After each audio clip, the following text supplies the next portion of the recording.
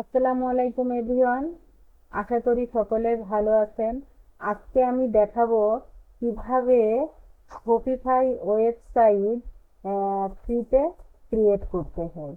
এই Shopify website create করার পর আমরা কিভাবে গুগল অ্যাডস এবং ফেসবুক অ্যাডসের পিক্সেল সেটআপ, গুগল অ্যাডসের কনভার্সন ট্র্যাকিং সেটআপ সেটা করতে হয়, সেটাই আমি দেখাবো। বিশেষ করে ফেসবুক অ্যাডস এর পিক্সেল সেটআপ এবং গুগল অ্যাডস এর কনভার্সন ট্র্যাকিং সেটআপ করার জন্য এই শপিফাই ওয়েবসাইটটা 2 মিনিটের মধ্যে আমি ক্রিয়েট করব। আসুন তাহলে গুগল ক্রোমে এসে আমি এখানে অবশ্যই আমি গুগল ক্রোমে আসার পরে মেটা অ্যাডস পাশের ট্যাবে ওপেন করে নিতে হবে এবং আমি এখানে লিখব শপিফাই। পাশে আরেকটা নিউ ট্যাব নেওয়ার পরে সেখানে সার্চ দিব Shopify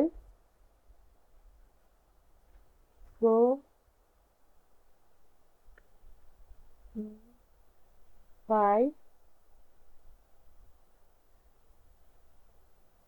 sign up, Shopify sign up, Shopify sign up, Shopify sign up লেখার পরে এখানে আমি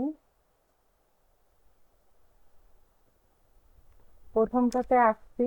এরপরে এখানে স্টার্ট ফ্রি ট্রায়াল লেখা আছে, স্টার্ট ফ্রি ট্রায়াল লেখা আছে। এখানে আমি স্টার্ট ফ্রি ট্রায়ালে ক্লিক করব। স্টার্ট ফ্রি ট্রায়ালে ক্লিক করার পর এখানে বলছে একটা ইমেইল দিতে।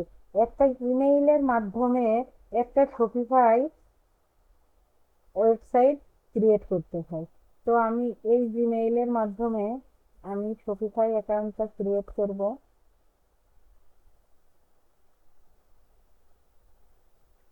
এখানে আমি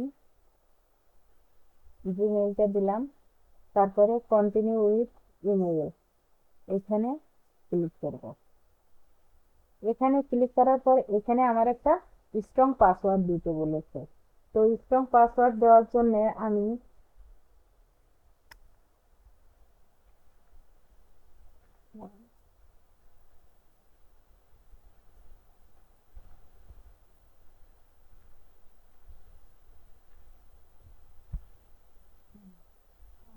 পাসওয়ার্ড দেওয়া হয়ে গেছে।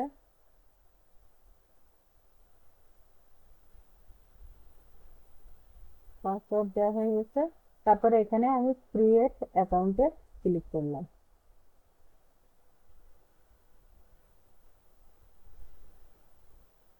এখন আমার শপিফাই অ্যাকাউন্টটা ক্রিয়েট হয়ে গেছে, এখানে আমি চেক দিলাম।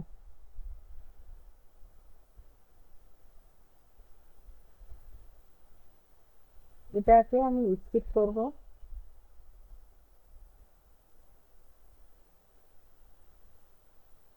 এটা বলছে optional, sell a digital product mode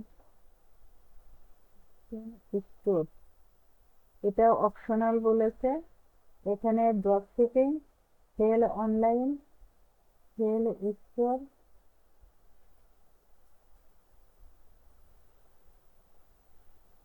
এখানে আমি কন্টিনিউতে ক্লিক করলাম।